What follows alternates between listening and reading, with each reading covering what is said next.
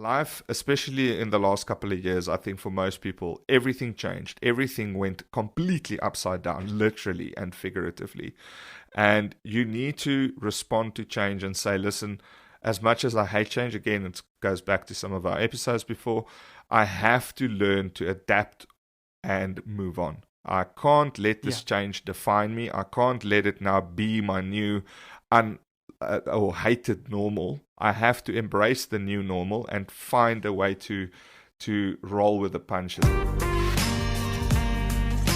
Hey everyone, welcome to the RLT podcast, where we share some real life tools, tips, and tricks to help you not only discover but also reach your ultimate goals. Boys and girls, welcome back to a brand new week and a brand new episode of the Real Life Tips podcast. This is episode number 57. I'm your host, Mano. Geez, 57. Welcome back, everyone. Wow, that's a huge number. That's not my age, almost my age. But welcome back, everyone. Grab a coffee, grab a seat, get comfortable as usual. I need to really, mix up my intro a little bit. It's going to sound like it's pre-recorded by now. But yeah, it's so stoked to be back. Happy to be here to entertain you guys, hopefully, and bring some wisdom to your day. Yep, it's good to be back, and we are here to share another great, insightful episode. Leon, how was your bike trip, by the way, before we get started? Yeah, I think if we sound giggly at the beginning of this episode, it's because I just said to Marna, I think as a bit of small talk intro, I want to talk about my bike experience, my motorcycle experience. And as you would know from last week's episode, I mentioned that I was doing a 400-kilometer trip on my Harley Davidson, packed full with my wife on the back. And I tell you what, I'm not going to say never again, but for now, it's never again. We ended up driving back 3 hours, 300 kilometers in the pouring rain, dude. And for those motorcycle riders out there listening, you probably understand the pain and the absolute suffering that it takes to do 300 kilometers in pouring rain with bad visibility.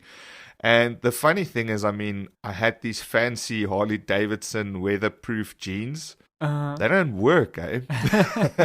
they don't work. You get wet everywhere. I'm not going to paint the picture of exactly what that means. You can use your imagination for that, folks out there, but everywhere you are wet. But it's pretty crazy because I feel a little bit guilty, Leon. I feel like I jinxed you because in the previous episode I said you just gotta hope and pray that the weather's gonna be okay, dude. And you still said no. You checked out the weather, everything seemed fine. So I'm sorry. I'm sorry if I jinxed you. Like the guy said there, there's always 50% of chance of rain. It's either gonna rain or it's not gonna rain, right? So I got the bad side of the coin. But at the end of the day, at the last stop we did, we had a coffee and just to kind of let go of the tension and the adrenaline at the same time, because the visibility, I think the scare factor of it, like riding on the open freeway with lots of cars and there's mist in your visor the whole time that you need to consistently wipe off, and there's windy, it feels scary. You've got your wife at the back,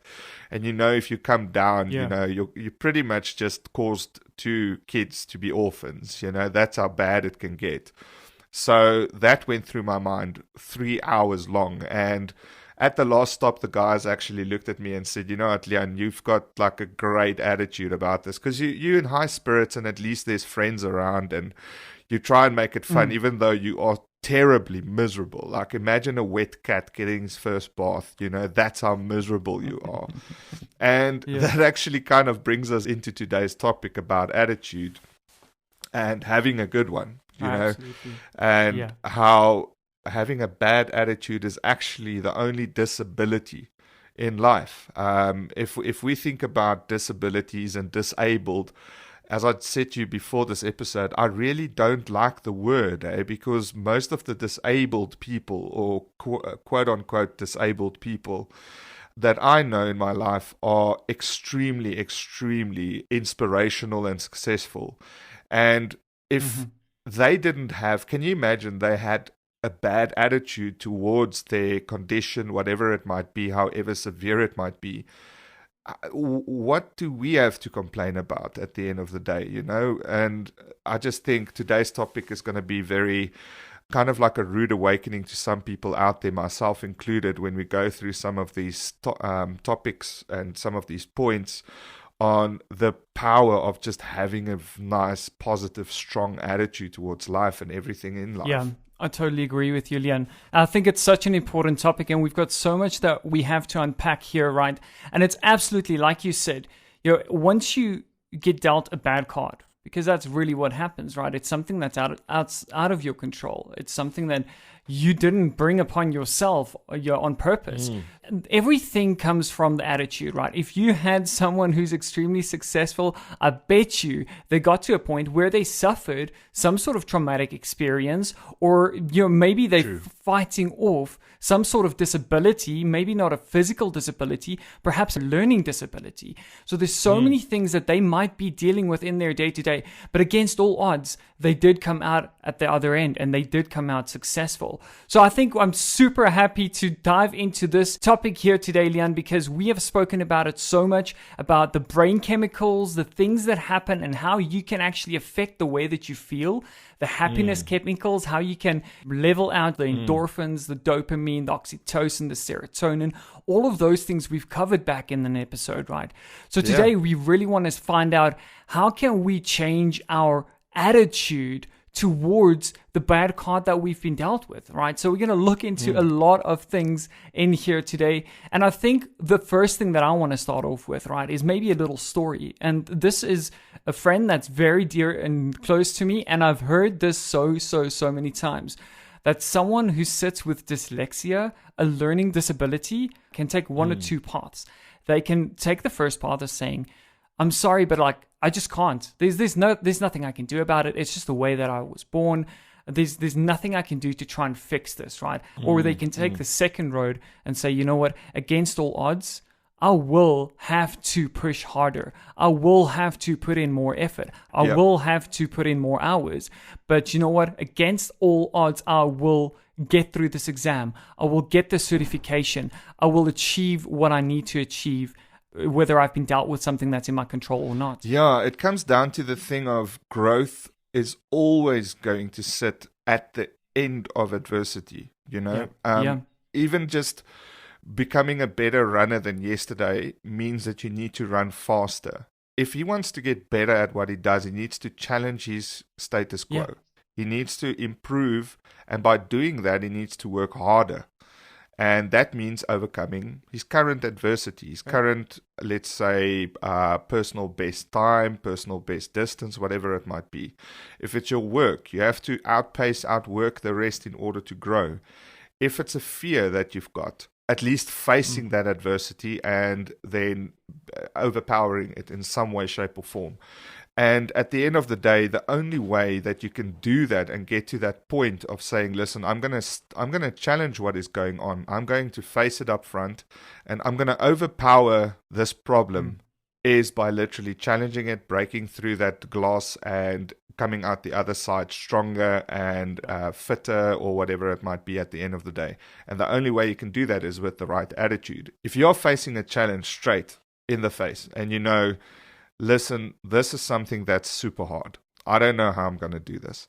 And you start thinking about all the reasons, and I'm very, very like this. I would think about 99 reasons why I can't get something done instead of focusing on the one reason why I should and can. If you do that, that's not the right attitude. You are literally planning to fail. And it means that you have already set yourself up for that failure, and you have predicted the future already, and you've seen yourself failing. And this happens to me frequently in various different aspects of life and different little goals and things that I set out for myself.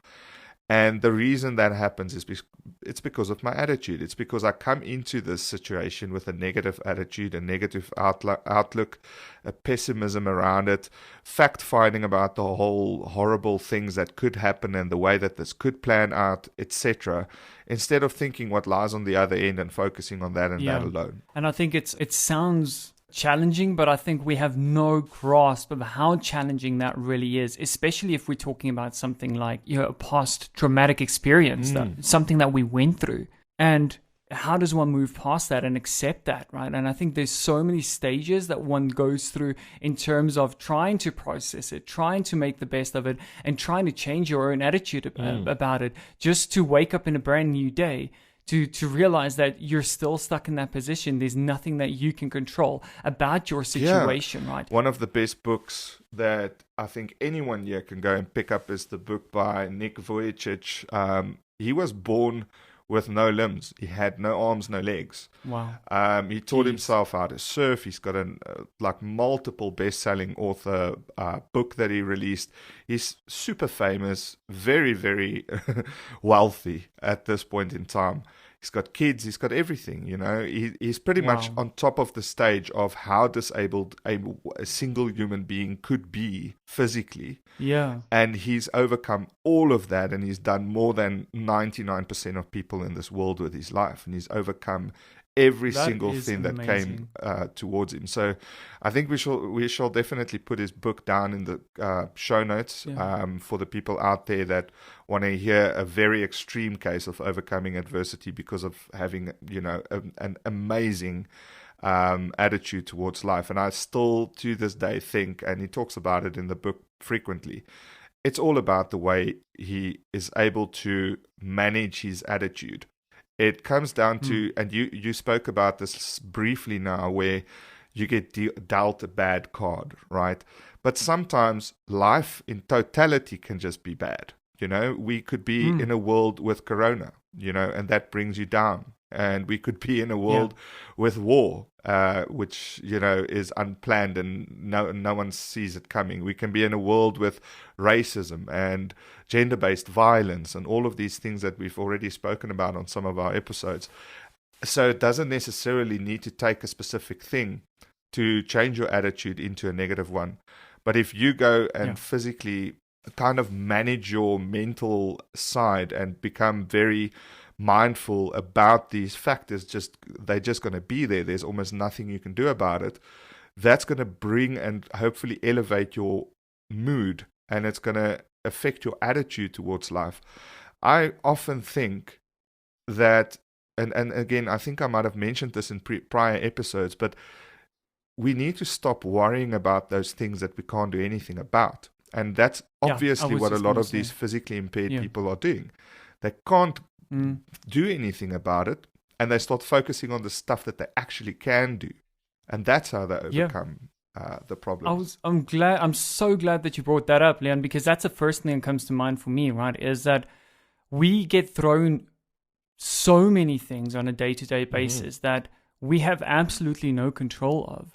And as much as I'm a control freak, I can't and I want to grab control of all these things and factors around my life, right? And if you don't get control, you feel uncomfortable with that. You sit in this constant anxiety, helplessness, right? Yeah, exactly. So if you don't have control over those things, it's very simple for one to say, don't worry about the things that you cannot control. And that is true. If you can do that, then absolutely, right?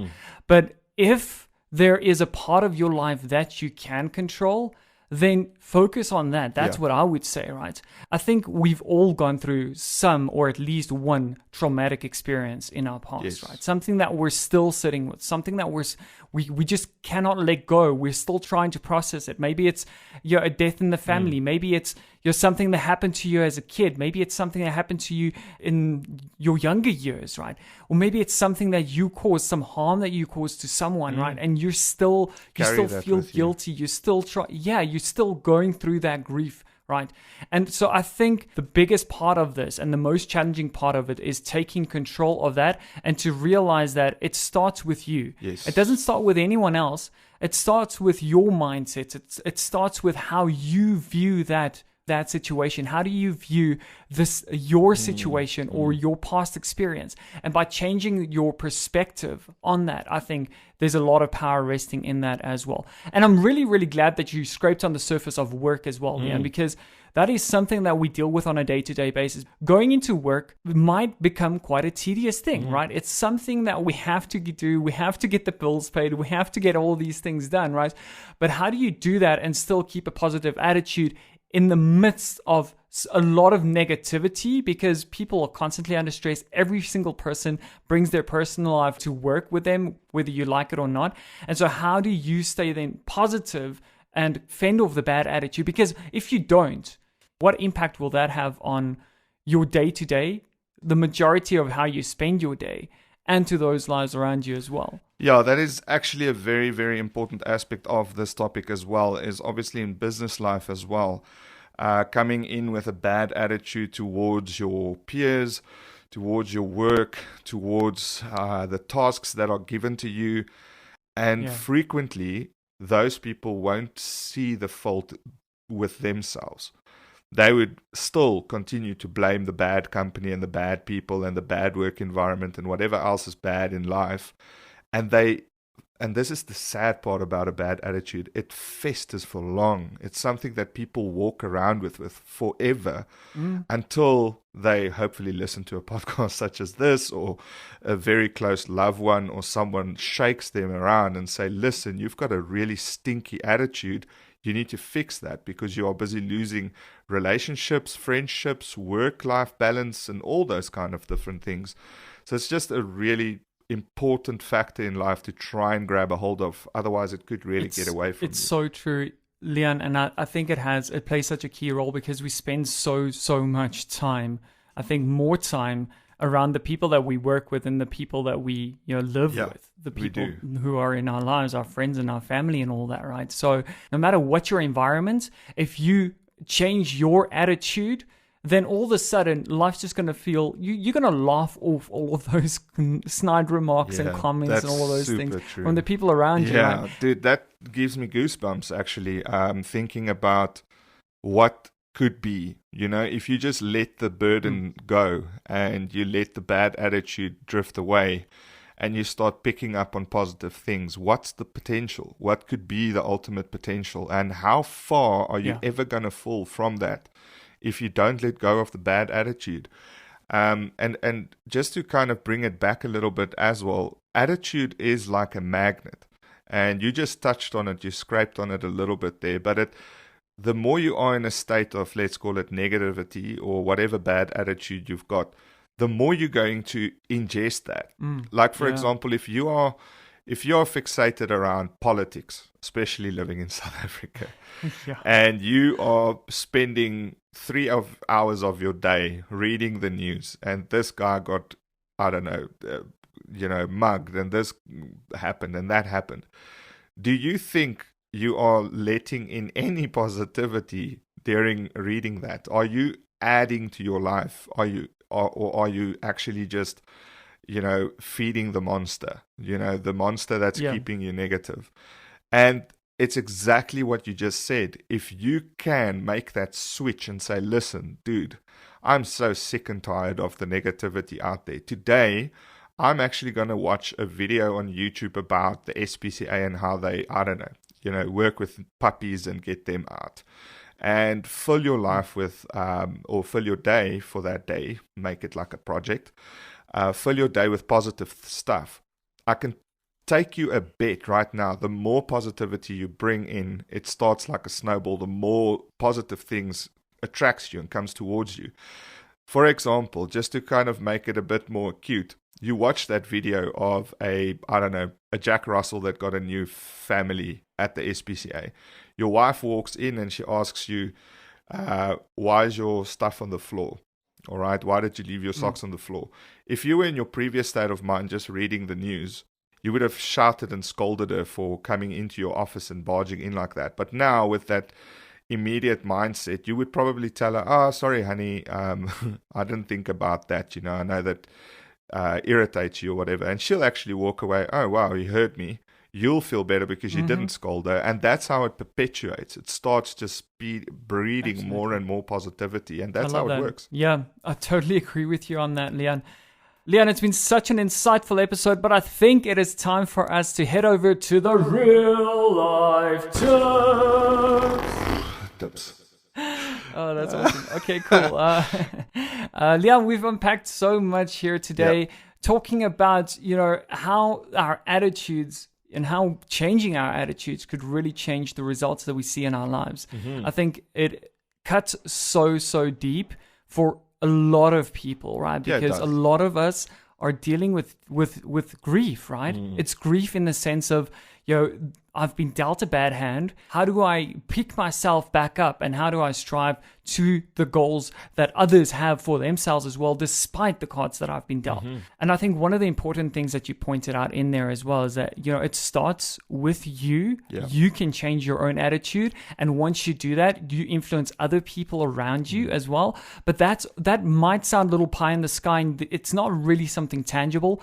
If you're looking for something tangible, then I think the episode that we did on important brain chemicals, I think it was episode number 28. Yeah. That would make a lot of sense, right? So go back and go listen to that as well, because what we discussed there is that once you understand that you can, to some extent, control your brain chemicals or the happiness chemicals, then you'll understand that this is actually something that you can fix. This is actually something that you can fix. Yeah, absolutely. So absolutely. Now that we've covered all of that, Leon, what is your real life tip or real life tips for how we can apply this to our lives on a day-to-day basis? Well, I think that was a good one. My first tip will be go listen to episode 28. That's a good place to start, honestly. No, I was honestly going to say, before you mentioned that, again, we don't rehearse these episodes, but I was going to say we did an episode on brain chemicals and how you can manipulate your present state of mind, right? And you can learn how to control and kind of deal with your mood and improve your mood consciously. It's not a subconscious thing. It is happening subconsciously, obviously, the chemicals and stuff like that. But you can consciously work and be mindful about how you appreciate certain things and stuff in life. So you've already kind of stolen that from me. So I'll go on a second tip here. This is actually going to be a 7-parter. So you'll be proud of me this week. I don't have one short tip. I've got a few things that you can do in order to eliminate bad attitude, right? The first thing is, and I'm going to try and make this quick because there's 7 of them, is eliminate negativity from your life. I just mentioned the constant glaring into the news and looking at politics. If you find that's something that brings you down and you don't actually build from it, cut it out. I love that. If you've got a friend that just takes away from your life and he's like a leech, you love him or her, but they just don't add anything, just give that person like a month's break and just see if you feel better. The second thing is list the things that you have a bad attitude about and make an effort to change them. And I love lists. We talk about this all the time. I've got my little notebook here with me. I'm constantly writing down stuff and putting it on paper. There's something, again, I'm going to say that happens when you put pen to paper. List the things that you know you suck at from an attitude perspective. Maybe your attitude towards the kids, maybe your attitude towards chores, your attitudes towards life and all the bad things that's happening, and see what you can do to fix them, all right? Thirdly, let go of unnatural and unachievable expectations that you thought you were going to have or do by now. Let go of those expectations. Rather go and make a list of goals and things that you can do to get closer to whatever it is that those expectations were. That's so important. And make them attainable. That's so important. Don't just have these. Don't be 36 like me and say, I want to be as rich as Elon Musk and then be sad that you're not. You know, that is just not realistic. Go and really make realistic, reassess your expectations in your life, basically.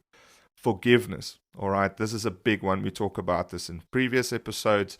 I'm not as good as you as reciting exactly which one. So you'll have to go and listen through all 57 episodes to find the episode. But forgive, man. Just if there's unfinished business that's holding you back in life, forgive, forget, and move on. avoid negative people. So avoid people that are like yourself, I guess.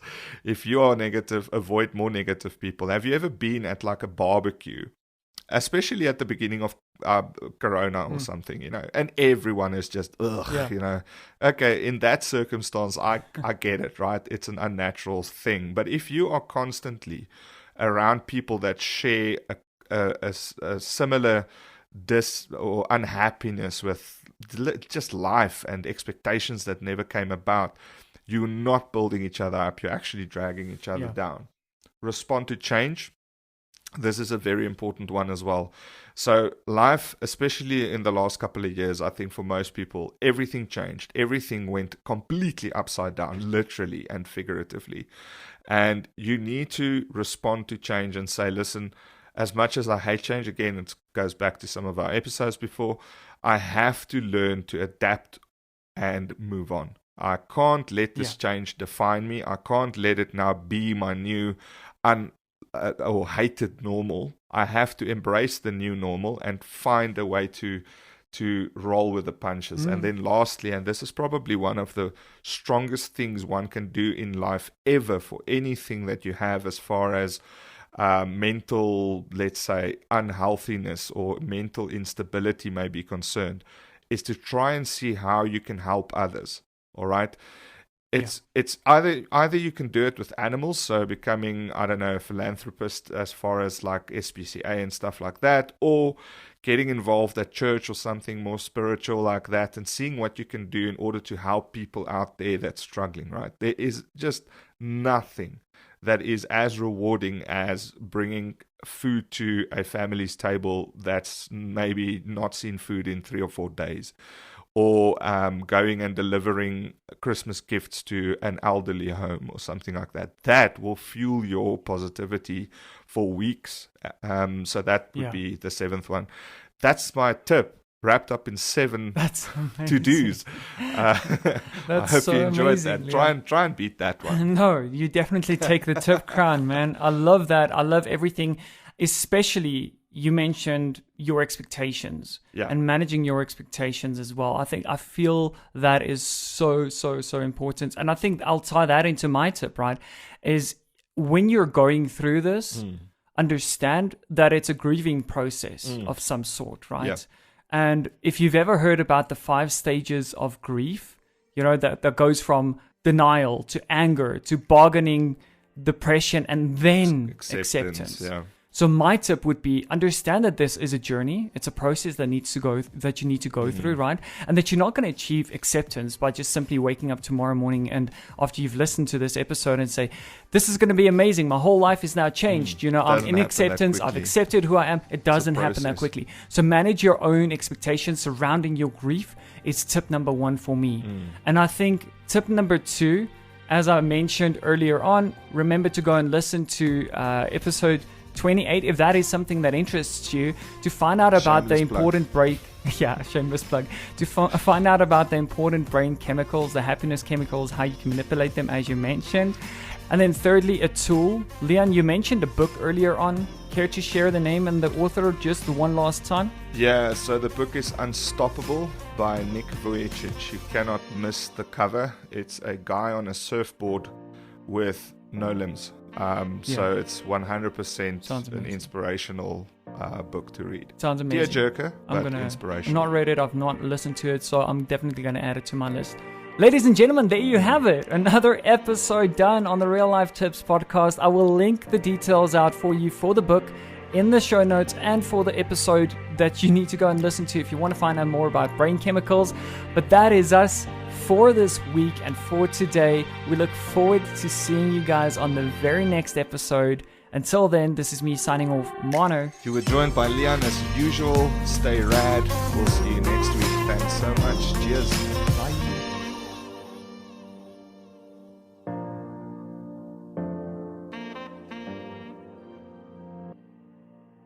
What's up, guys and girls? If you've derived some great value from our show thus far, please take a second to rate and review us on the platform that you're tuned in on. This will really help us to grow the show and reach more and more people, to spread the positivity and change more and more lives. So it will literally just take you a second to rate and review us, and who knows, perhaps you could directly be responsible for changing someone's life today. We look forward to seeing you guys in the next one. Until then, cheers.